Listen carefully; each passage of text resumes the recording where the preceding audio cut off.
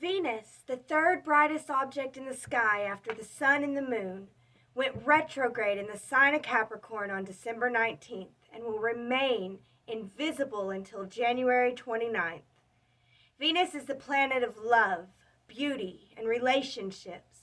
Capricorn is the sign of ambition, organization, practicality, and making goals. During this time, for 40 days and 40 nights, Venus goes through a metamorphosis and a symbolic death and rebirth, transforming from evening star to morning star to begin a new cycle, symbolically, metaphorically, emotionally, and energetically. Her journey is reflected in us. We are feeling this one deeply. And we are being transformed, especially with Pluto in the sign of Capricorn too, which is the planet of transformation. Since Venus does not retrograde very often, only every 18 months, we feel it more than other retrogrades. Yes, even more than that pesky Mercury retrograde, which happens 3-4 times every year. We feel a Venus retrograde where it counts, where we feel the most vulnerable, where we hurt the most, and where we are the most guarded. We feel a Venus retrograde in our heart.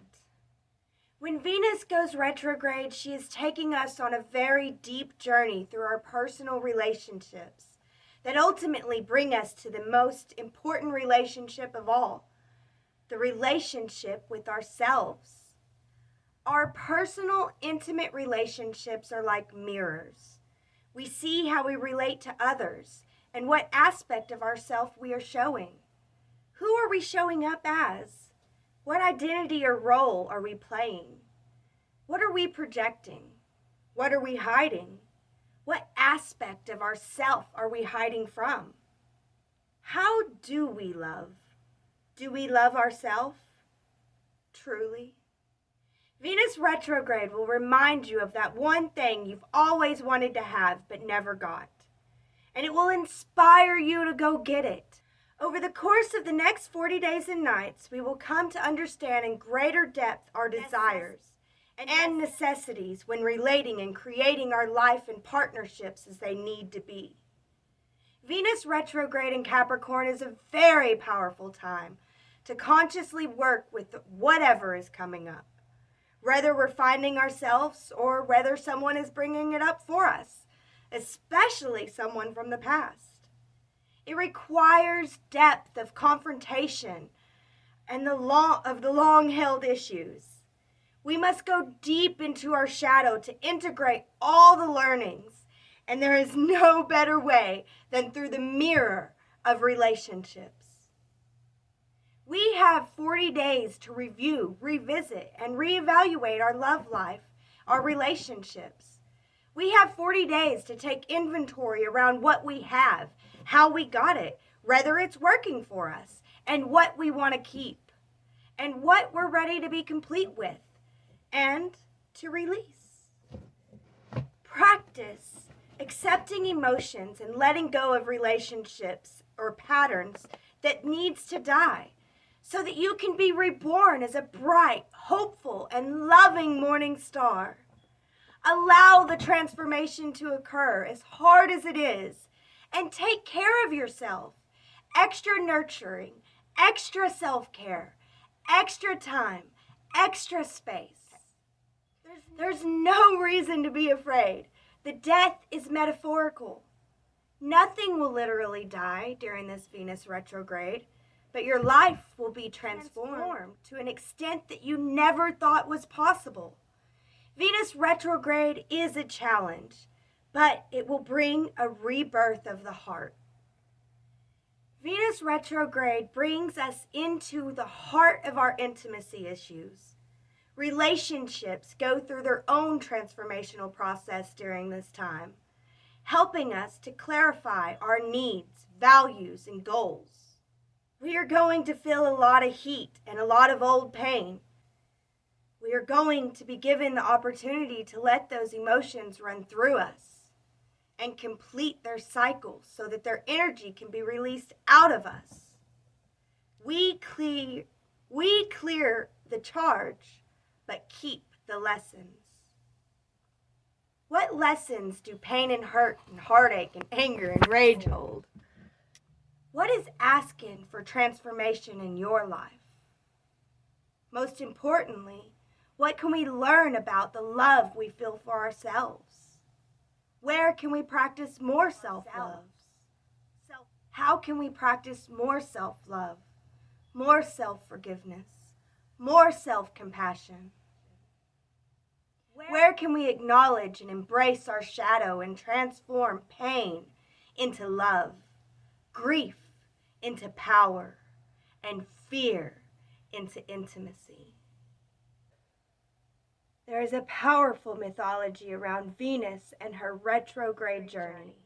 It is a story of seeking wisdom, death, grief, compassion, and rebirth. It is a story of the Sumerian goddess Inanna and her sister, Ereshkigal. From the great above, Inanna travels to the great below, searching for the truth of the greatest source of wisdom and power. Inanna is the ruler of heaven and earth, adored, glorified, and she decides to go to the underworld, which is the realm of her sister, the fearsome, loathed, and reviled Ereshkigal. She is unloved, rejected, and alone, distorted by her pain. Inanna represents our outer self, all the qualities we deem that make us worthy, strong, beautiful, powerful, etc. And Ereshkigal represents our shadow, all the qualities and traits and fears about ourselves that we try to repress. In the underworld, Inanna must abide by its rules. She must leave all her adornments, clothing, and jewelry, 7 in total, representing the 7 chakras. At each gate, she must proceed further and further down. She must arrive in the underworld stripped completely naked of all her worldly and godly possessions and powers. This relinquishing of worldly powers represents the release of the identification with self. When Inanna crosses the last gate to meet her sister, Ereshkigal cannot hold back her hatred for her sister Inanna and kills her with a death stare and hangs her corpse by a hook. Ereshkigal is overcome with grief at having killed her sister. 3 days later, 2 magical emissaries from the god Enki comes to rescue Inanna. They witnessed Ereshkigal's pain, crying and wailing with her. For the first time ever, someone had acknowledged the pain and sorrow of her rejection. They show her empathy. Ereshkigal agrees to let them take Inanna's body. Inanna is then resurrected and returns to earth and heaven fully empowered for having come to know her sister's pain. For the first time, Inanna is a queen truly worthy of her crown. Ereshkigal represents the deep reservoirs of power that lay within the unconscious, most of which we suppress with shame and fear. Our shadow side, Ereshkigal, she needs to be witnessed and integrated. Only when we can accept every aspect of ourselves do we arise as both the queen of the great above and the queen of the great below. Like Inanna, we cannot come into contact with our full potential until we are willing to descend into our underworld, facing the parts of ourselves we have rejected and abandoned. We are responsible for our empowerment. We are responsible for collecting back into ourselves everything we've been hiding from. This is a process of transformation so intense and painful. We can only do it in the underworld. Inanna's myth is a story of Venus retrograde, when Venus shapeshifts from evening star to morning star. It is a story of death, transformation, and rebirth, which we can embody symbolically and metaphorically in our own lives.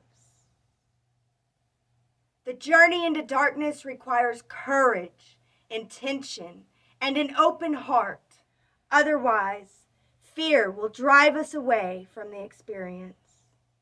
We can spend lifetimes running faster and faster from the experience of death, change, or transformation. If there has ever been a time in the past 2 years to know thyself, or, as Polonius in Hamlet says, to thine own self be true, that time is now. There are 2 surefire ways to do that.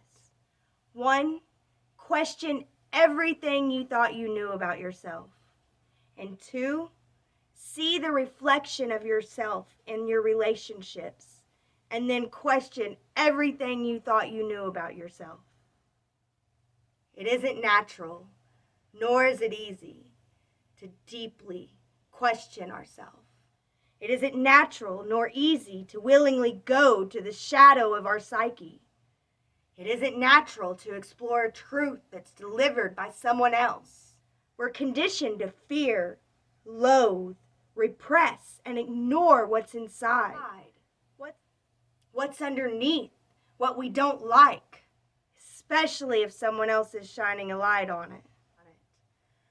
But we cannot be complete, whole, or fully empowered unless we know all of who we are.